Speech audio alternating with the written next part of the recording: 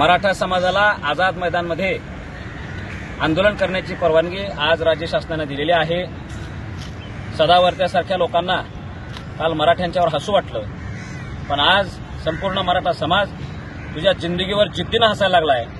सदावर्त्याने 2021ला आम्ही गाफील राहिलो म्हणून मराठा आरक्षणाच्या केसमध्ये आम्हाला थोडंसं माघार घ्यायला लावली होती, पण त्या काळातल्या सगळ्या चुका सुधारून घेऊन मराठी आता दुसऱ्या वेळेस मुंबईला यायला लागलेले आहेत। काल जसं तुझ्या निर्णयाला आम्ही पलटावून दाखवलं ना, यावेळेस सुद्धा मराठी ज्यावेळेस ओबीसीतून आरक्षण घेतील त्यावेळेस तू काय तुझ्या 10 पिढ्या काय आरक्षण आमचं उडवू शकत नाहीत। कोर्टात उभार, कुठं उभारायचं उभार, मराठी तुला पुरून उरणार म्हणजे उरणार। आणि कुणीही मराठ्यांची ही हक्कानी अधिकाराची लढाई आहे, मराठ्यांची ही संविधानिक लढाई आहे। एखादं आरक्षण मागणं ही बाबासाहेब आंबेडकरांनी दिलेली एक संविधानाची आम्हाला व्यवस्था आहे, सुविधा आहे, आणि तुम्ही ते नाकारता का बरं? हक्काने अधिकाराची लढाई म्हणतात हक्के ओबीसीच्या।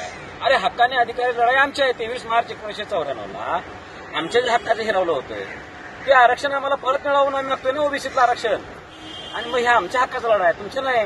तुम्ही काय केलाय का बळावर बसलाय आणि आता मी कुणालाच हात लावू देणार नाही असं म्हणता, की तुमचं वागणं चुकीचं आहे।